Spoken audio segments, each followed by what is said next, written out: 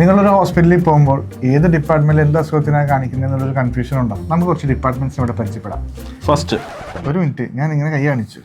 First internal medicine അല്ലെങ്കിൽ general medicine. ഒരു പനി വരിക, അല്ലെങ്കിൽ ഷുഗർ പേഷ്യന്റ്, അല്ലെങ്കിൽ പ്രഷറായിട്ട് വരിക, കൊളസ്ട്രോൾ ശരീരത്തിൽ കൂടുക, അതല്ലെങ്കിൽ സോഡിയത്തിന് പ്രശ്നം വരിക, ഇവരൊക്കെയാണ് ജനറൽ മെഡിസിൻ ഡിപ്പാർട്ട്മെന്റിൽ കാണിക്കുന്നത്. ഹെർണിയ, വേരിക്കോസ് വെയിൻ, സാധാരണ മുറിവുകൾ, ഉണങ്ങാത്ത മുറിവുകൾ, അതുപോലെ അപ്പൻഡിക്സ്, വയറുവേദന, ഛർദി, വയറിളക്കം, വയറ്റിൽ നിന്ന് പോവാതിരിക്കുക, കോൺസ്റ്റിപ്പേഷൻ എന്നിവയൊക്കെയാണ് ജനറൽ സർജറിയിൽ കാണിക്കുന്നത്. ഇനി ഓർത്തോ ഡിപ്പാർട്ട്മെന്റ് അല്ലെങ്കിൽ എല്ല് രോഗ ഡോക്ടറെ എപ്പോഴാണ് കാണിക്കേണ്ടത് നമുക്ക് നോക്കാം. കൈ കാല് എവിടെയെങ്കിലും പൊട്ടൽ വരിക, അല്ലെങ്കിൽ ബാക്ക് പെയിൻ വരിക, നമ്മുടെ കയ്യിൽ മസിൽ പെയിൻ വരിക, കൈ ഇങ്ങനെ അമർത്തുമ്പോൾ വരുന്ന ഈ ഭാഗത്തുള്ള പെയിൻ, അതേപോലെ മുട്ടിന്റെ വേദന, തേയ്മാനം പോലത്തെ ലക്ഷണങ്ങൾ, പിന്നെ കാലിന്റെ അടിയിൽ ഉപ്പൂറ്റി വേദന എന്നൊക്കെ പറയുന്നു രാവിലെ എഴുതി നടക്കുമ്പോൾ, ഇതൊക്കെ നമ്മൾ എല്ല് ഡോക്ടറെ കാണിക്കണം. പക്ഷേ ഇവിടെ ഒരു കാര്യമുണ്ട്, എല്ലാ എല്ലിന്റെ വേദന എല്ല് ഡോക്ടറെയല്ല.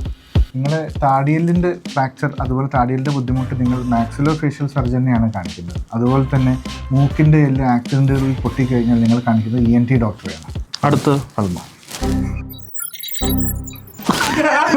അടുത്തതായി പൾമനോളജി ഡിപ്പാർട്ട്മെന്റ് അല്ലെങ്കിൽ ചെസ്റ്റ് ഡിപ്പാർട്ട്മെന്റ്. സ്ഥിരമായി വരുന്ന ചുമ, കഫക്കെട്ട്, അല്ലെങ്കിൽ ന്യൂമോണിയ പോലത്തെ അസുഖങ്ങൾ, അതല്ലാന്നുണ്ടെങ്കിൽ ട്യൂബർക്കുലോസിസ് പോലത്തെ രോഗങ്ങൾ ബാധിച്ച ആൾക്കാർ, അതല്ലെങ്കിൽ COPD എന്ന് പറയും, പുകവലി കാരണം വന്ന് മാറാത്ത ചുമയും കഫക്കെട്ടും, അതേപോലെ തന്നെ ആസ്മ രോഗികൾ, ശ്വാസം മുട്ടുള്ള ആൾക്കാർ, ഇവരൊക്കെയാണ് പൾമനോളജി ഡിപ്പാർട്ട്മെന്റ് കാണിക്കുന്നത്. രണ്ടാമത്തെ പോയിന്റ് കൊളായി. ഇനി ഓരോ ഡിപ്പാർട്ട്മെന്റും മറ്റു ഡിപ്പാർട്ട്മെന്റും തമ്മിൽ ലിങ്ക് ഉണ്ട്. ചിലപ്പോൾ നടക്കുമ്പോൾ കിതപ്പ് വരുന്നത് ഹാർട്ട്, കാർഡിയോളജി കാണിക്കേണ്ടി വരും. അതുപോലെ തന്നെ പൾമനോളജി ഇവാലുവേറ്റ് ചെയ്യേണ്ടി വരും. സൂപ്പറായി, മതി.